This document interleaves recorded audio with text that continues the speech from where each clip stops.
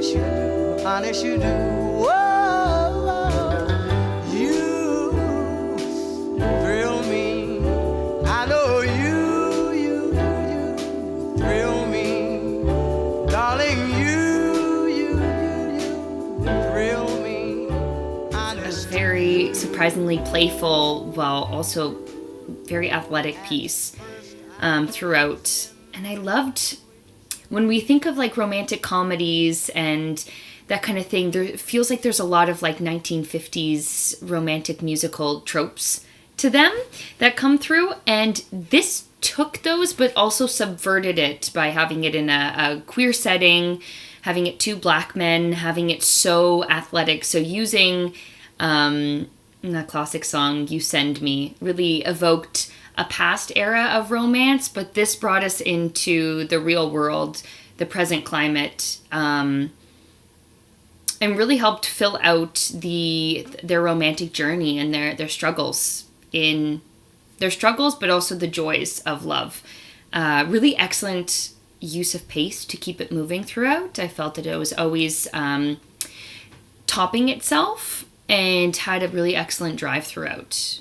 Really cool device also of the blown out colors in the real world setting. So yeah, a very interesting piece. Very gripping and emotive, very moody and sassy.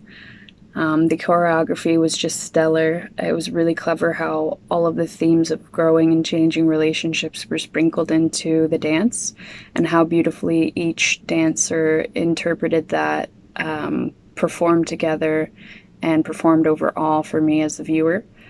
The starting was fun, flirtatious, and eye-catching, and it was exciting, like that new relationship feeling.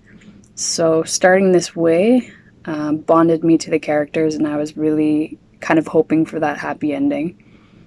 There were a few moments with lighting and colors that gave their disagreements a kaleidoscopic effect, and also kind of like a surreal feeling to it.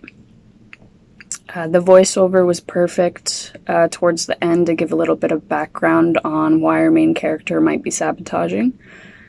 And I do love the ending because, like I said, I was hoping for that happy relationship, that happy ending, and he was able to take his father's advice and just open up. The filmmaker was able to achieve so much emotion and depth in this piece. I loved the relationship illustrated in dance and how it showed struggles, the ups and downs. I really liked the illustration of the barriers that we put up for ourselves, and the overall message that I took from it was to surrender to love. And I just thought this was a really cool, eclectic piece. I was blown away at the cinematography in this one. The interpretive dance seems great, not my area of expertise.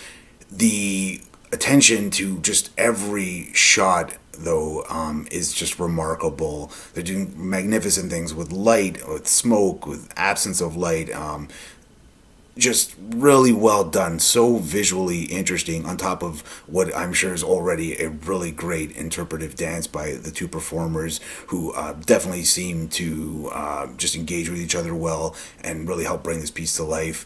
But I'll say it again, the cinematography is remarkable, definitely worth checking out. I love when they were like switching seats back and forth.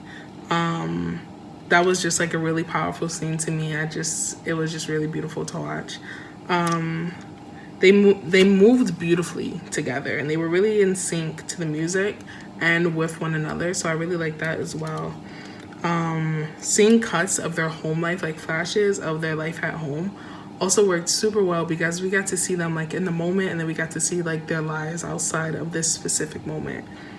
And you like we can just tell from the dancing and between the flashes how great their relationship is, so I really like that. And like their passion just shined through their dancing, and I really, really enjoyed that. A beautiful piece. The dancing in it is very noteworthy, and the way that it helps shape and really tell the story of this relationship between these two men, the love that they shared, the heartbreak the bonds that defy words, which is what's great about dance pieces such as this, because movement gets to truly tell the story beyond what words can do. Although there are some moments of dialogue, particularly in voiceover throughout it, which helped give it a kind of stronger linear narrative than some more strictly interpretive pieces that we might be accustomed to seeing.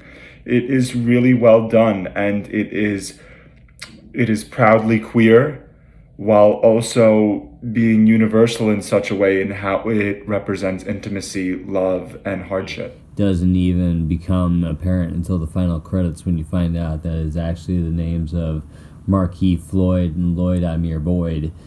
Touch and agree. They work extremely well together in terms of their dance dance performance together, in terms of timing.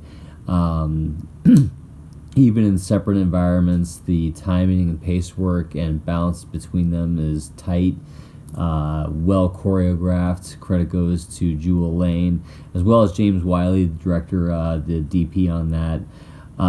They completely dance in sync, so it seems apparent why not marry, and that seems to be what is symbolized by the dangling keychain. So the step one is that they move in together, and we sense that there's an immediate sense of conflict and separation, and here's where the drums take over, and it's very, very impressive how the duets turn into solos, very hardcore dance numbers. We have some of the themes that are explored here are paternal assurance and maternal guidance. The notion that mistakes are the best of teaching moments, hostility, giving over towards embracement, all very familiar themes to each and every one of us, and it was very beautifully portrayed by both Marquis and Lloyd. And credit goes off to their abilities to dance as well as act well together. And I also very much liked the choice in scenery and the stage performances themselves. I really liked the lighting, especially how the blue sort of magnified the expressions and intensity of the program.